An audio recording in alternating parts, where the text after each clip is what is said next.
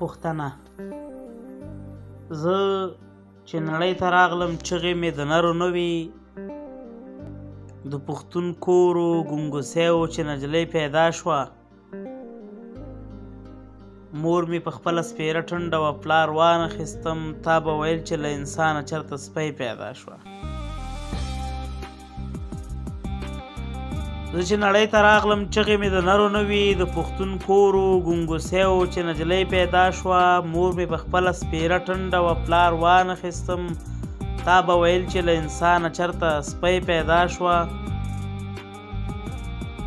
خو زه نجلۍ وم، ما یو حق درلود چې وخوره وڅښه او په بدل کې شپږو ورونو ته کالي ومینځه.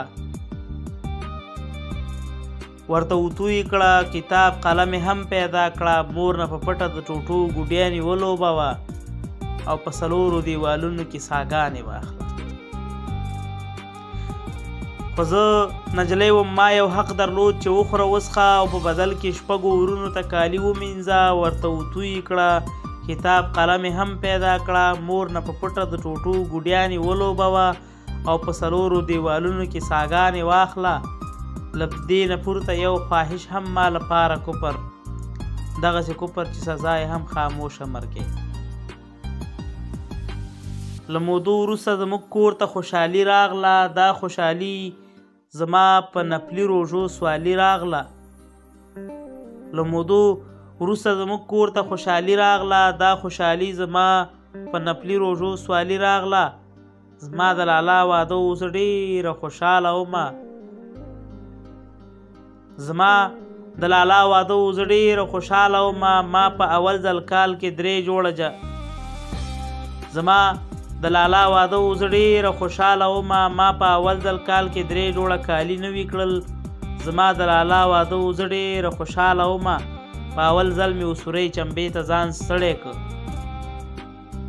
نه ستړی نه وم، خو لالا را باندې ځان ستړی کړ. ویل ډمې ته اوس پیغله شوې، لونډ غواړې، ته نور په دې کور کې د خپلو وینو ډنډ غواړې. نه ستړی نه وم، خو لالا را باندې ځان ستړی کړ. خو ویلې ډمې ته اوس پیغله شوې، لونډ غواړې، ته نور په دې کور کې د خپلو وینو ډنډ غواړې. ما په دې کفر خدای ته 20 روژې پوره ونیوي، د خپل لالا زنه پښې مې ورسره ونیوي.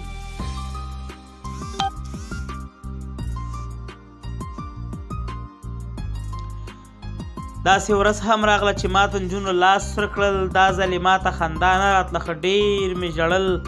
ما ته لا هغه د لالا د واده شپه یاده وه، خو دا شپه بله وه، په دې کې زما قدر وشو.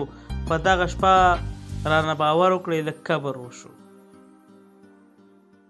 نه کبر نه و، خو بس هسې خیرامانه ومه چې په ټولیزو سهیلیو کې روانه ومه.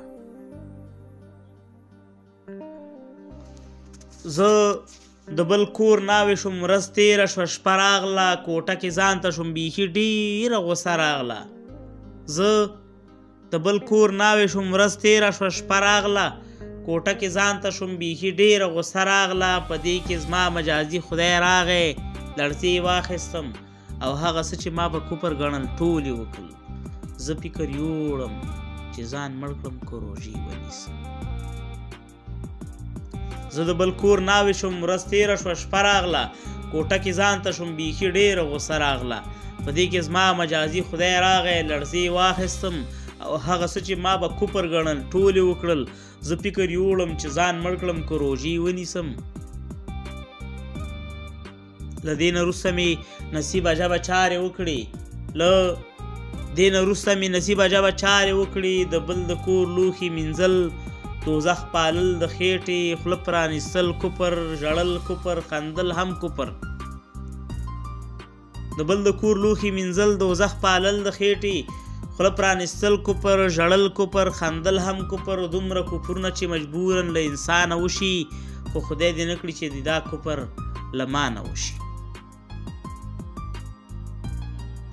ځکه زه مور یم بیا ډېرې روژې نشم نیوی. دا د هغه امر دی چې بیا پی ورکوي، که زوی دې خوار راغی نو مخ به دې د سپی ورکوي.